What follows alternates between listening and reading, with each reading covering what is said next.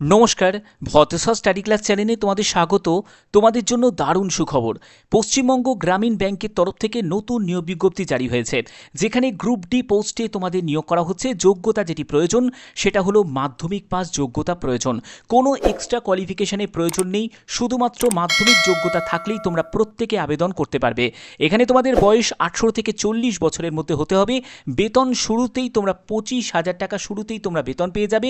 সরাসরি ইন্টারভিউয়ের ভিত্তিতেই তোমাদের সিলেকশন করা হচ্ছে। কোনো রকম রিটিন এক্সাম হবে না, কোনো স্কিল টেস্ট থাকবে না, শুধুমাত্র ইন্টারভিউয়ের ভিত্তিতেই তোমাদের সিলেকশন হচ্ছে। তোমরা সম্পূর্ণ আবেদন করতে পারবে ফ্রি অফ কস্টে, বিনামূল্যে প্রত্যেকে আবেদন করতে পারো। একজন মেল ক্যান্ডিডেট, একজন ফিমেল ক্যান্ডিডেট প্রত্যেকে আবেদন করতে পারো। ফর্ম ফিল আপ শুরু হয়েছে, প্রত্যেকটি তথ্য এই ভিডিওর মাধ্যমে থাকবে। তোমরা অবশ্যই কমেন্টে জানাবে যে কোন জেলা থেকে এই ভিডিওটা দেখছো। অবশ্যই কমেন্টে তোমার জেলার নামটা অবশ্যই জানিয়ে দেবে। কেন বলি, তার কারণ হচ্ছে তোমরা যে জেলা থেকে আবেদন করছো সেই জেলার আপডেটগুলো যাতে পৌঁছে দিতে পারি। তোমাদের স্টেট লেভেল আপডেট হোক, সেন্ট্রাল লেভেল আপডেট হোক বা ডিস্ট্রিক্ট লেভেল আপডেট হোক, প্রতিদিন আমি বিভিন্ন আপডেটগুলো পৌঁছে দিয়ে থাকি। তার জন্য অবশ্যই তোমরা কমেন্টে তোমার জেলার নাম প্রত্যেকে জানিয়ে দেবে। তো চলো মূল নোটিফিকেশনে চলে যাচ্ছি। তো দেখতে পাচ্ছ যে আমি পিডিএফটা ওপেন করে নিয়েছি। দেখো, এই যে অ্যাটেন্ডেন্ট পোস্টটি আছে, এই পোস্টটি হচ্ছে গ্রুপ ডি ক্যাটাগরি পোস্ট। এটি হলো তোমাদের গ্রুপ ডি ক্যাটাগরি পোস্ট, যেখানে 22 থেকে 40 বছরের মধ্যে তোমার বয়স হতে হবে। যোগ্যতা যেটি প্রয়োজন, শুধুমাত্র মাধ্যমিক পাস যোগ্যতা প্রয়োজন এবং ability to read and right local language, Bangla অথবা নেপালি। ঠিক আছে, তো অর্থাৎ বুঝতে পারছো, বাংলায় লিখতে পড়তে বলতে জানলেই তোমরা এখানে আবেদন করতে পারছো এবং যোগ্যতা হিসাবে মাধ্যমিক তোমাদের প্রয়োজন এবং তোমাদের 22 থেকে 40 বছরের মধ্যে বয়স হতে হবে। পরবর্তী যে পোস্টটি আছে সেই পোস্টটার ব্যাপারে চলে যাচ্ছি। পরবর্তী যে পোস্টটি সেটি হচ্ছে তোমাদের কাউন্সিলর এফএলসি। ঠিক আছে, এখানে এটি হচ্ছে ফ্যাকাল্টি, যে লোকাল কাউন্সিলরে নিয়োগ করা হচ্ছে এবং এখানে তোমাদের বয়স যেটি হতে হবে সেটা হলো 18 থেকে 45 বছরের মধ্যে বয়স হতে হবে।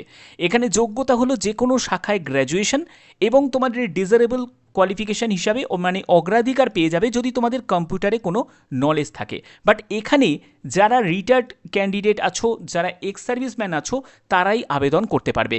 কিন্তু তুমি যদি এই যে অ্যাটেন্ডেন্ট পোস্টের জন্য যদি আবেদন করতে চাও, এই যে অ্যাটেন্ডেন্ট পোস্টের জন্য যদি আবেদন করতে চাও, যেটি তোমাদের গ্রুপ ডি ক্যাটাগরির মধ্যে পড়ছে, এখানে তোমাদের এইসব কোনো এক্সপিরিয়েন্সের প্রয়োজন নেই। ফ্রেশার্স ক্যান্ডিডেট প্রত্যেকে আবেদন করতে পারবে, শুধুমাত্র যোগ্যতা মাধ্যমিক এবং বাংলায় লিখতে পড়তে বলতে জানতে হবে। ঠিক আছে, এই হচ্ছে তোমাদের টার্ম অ্যান্ড কন্ডিশন। এবার দেখে নাও যে তোমাদের কিভাবে তোমাদের ফর্ম ফিল আপ করতে হবে, সেটা তোমাদের দেখাচ্ছি স্টেপ বাই স্টেপ, কারণ এখানে ফর্ম ফিল আপটা কিন্তু খুব ইম্পর্টেন্ট।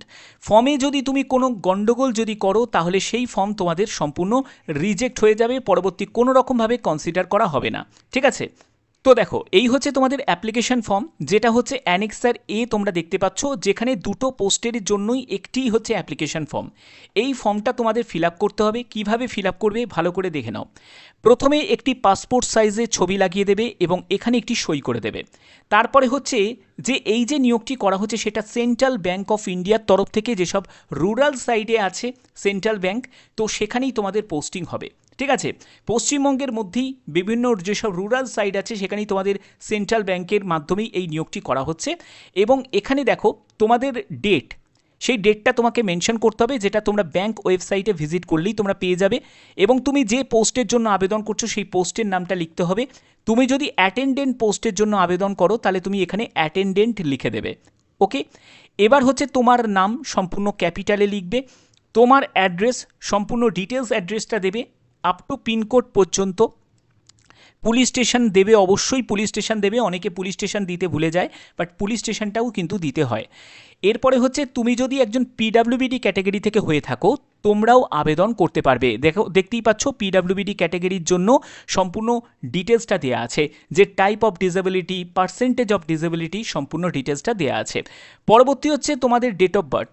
দেখো, date of birth as per school leaving certificate, অর্থাৎ তোমাদের যে 10th যে সার্টিফিকেট, ওই 10th সার্টিফিকেটটা প্রয়োজন আছে।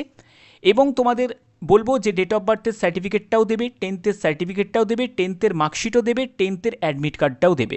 যেহেতু তোমাদের অ্যাটেন্ডেন্ট পোস্টের জন্য যোগ্যতা যেহেতু 10th পাস, তো সেক্ষেত্রে 10th সম্পূর্ণ ডিটেলসটা তোমাদের প্রয়োজন হবে। ওকে, এখানে তোমাদের ডেট অফ বার্থ মেনশন করে দেবে। Age in completed year as on, অর্থাৎ তোমাদের লাস্ট ডেট অনুযায়ী তোমাদের বয়স কত হচ্ছে সেটা তোমাদের এখানে মেনশন করতে হবে। এবং পরবর্তী হচ্ছে তোমাদের কন্ট্যাক্ট ডিটেলস, যেখানে তোমার মোবাইল নাম্বার, তোমার ল্যান্ডলাইন নাম্বার যদি থাকে তাহলে সেটা লিখবে, না থাকলে লিখবে না। তারপরে তোমার মেল আইডি, অবশ্যই সেটা যেন অ্যাক্টিভ হয়, ভুলভাল কোনো মেল আইডি বা মোবাইল নাম্বার এন্টার করবে না। পরবর্তী হচ্ছে তোমার জেন্ডার, তুমি মেল হলে মেল লিখবে, ফিমেল হলে ফিমেল লিখবে। এর পরবর্তী হচ্ছে ন্যাশনালিটি, অবশ্যই তোমাকে এখানে ইন্ডিয়ান লিখে দিতে হবে। ওকে, ইন্ডিয়ান এখানে লিখে দিতে হবে। ক্লিয়ার? এর পরবর্তী হচ্ছে রিলিজিয়ান, তুমি হিন্দু, মুসলিম, খ্রিস্টান কোন রিলিজিয়ান থেকে বিলং করছো সেই রিলিজিয়ান তোমাকে এখানে মেনশন করতে হবে। ম্যারিটাল স্ট্যাটাস, তুমি ম্যারিড না আনম্যারিড সেটা তোমাকে এখানে মেনশন করতে হবে। তোমার ফাদার নেম, যারা বিবাহিত মহিলা তারা হাজবেন্ডের নেম লিখবে। পার্মানেন্ট অ্যাড্রেসের সম্পূর্ণ ডিটেলসটা লিখবে। এখানে ডু বলে লেখার কোনো প্রয়োজন নেই, এখানে রিপিট করে অ্যাড্রেসটা লিখে দেবে যদি সেম অ্যাড্রেস হয়ে থাকে। ওকে, এরপরে হচ্ছে এডুকেশন কোয়ালিফিকেশান। দেখো, তোমাদের যোগ্যতা অ্যাটেন্ডেন্ট পোস্টের জন্য যেহেতু মাধ্যমিক, তো চেষ্টা করবে মাধ্যমিক যোগ্যতাটা দিয়েই ছেড়ে দেওয়ার। আর অন্য হায়ার কোয়ালিফিকেশান যদি থাকে সেটা দিতে পারো, বাট সেটা দেওয়ার জন্য কোনো প্রয়োজন কিন্তু নেই। এখানে তোমাদের মাধ্যমিক যদি যোগ্যতা দাও তাহলে মাধ্যমিক তুমি এখানে দেখো তোমাদের এখানে দেয়া আছে মাধ্যমিকের সেই ডিটেলস এবং কোন বোর্ড থেকে পাশ করেছো, ফুল টাইম না পার্ট টাইমে পাশ করেছো, কোন ইয়ারে পাশ করেছো, সাবজেক্ট কী কী ছিল, এবং তোমার যদি মার্কসের যদি কোনো র্যাঙ্ক থাকে তাহলে সেটাও তুমি এখানে মেনশন করবে। এগুলোকে করার পরে তারপরে তুমি যদি গ্র্যাজুয়েশন দিতে চাও বা তোমাদের যদি কোনো প্রফেশনাল কোয়ালিফিকেশান থাকে বা তোমার যদি কম্পিউটারে কোনো ডিপ্লোমা, ডিগ্রি বা সার্টিফিকেট থাকে সেটাও তুমি মেনশন করতে পারো। বাট আবার বলছি, গ্রুপ ডি অ্যাটেন্ডেন্টের জন্য কোনো কম্পিউটার সার্টিফিকেটের প্রয়োজন এখানে নেই। ওকে, এবার দেখো পরবর্তী হচ্ছে please attach copy certificate duly attested by self attested বা গেজেটেড অফিসারকে দিয়ে। অর্থাৎ তুমি সেলফ অ্যাটেস্টেডও করতে পারো বা গেজেটেড অফিসারকে দিয়ে তুমি স্ট্যাম্প মারিয়ে নিতে পারো। For councillor only. তো এইখানে দেখো পরবর্তী তোমাদের যারা এক্সপিরিয়েন্স ক্যান্ডিডেট সেটা হচ্ছে তাদের জন্য, এটা তোমাদের লাগবে না, যারা যারা তোমরা গ্রুপ ডি পোস্টের জন্য আবেদন করবে, ঠিক আছে, এটা তাদের জন্য, এগুলো তোমাদের কিচ্ছু করতে হবে না। এখান থেকে তোমরা বেরিয়ে যাবে, এই জায়গাগুলোর আর কিচ্ছু করার দরকার নেই। যে যে ডকুমেন্টসগুলো লাগবে সেগুলো আমি তোমাদের অলরেডি আমি বলে দেবো কী কী ডকুমেন্টস তোমাদের প্রয়োজন আছে।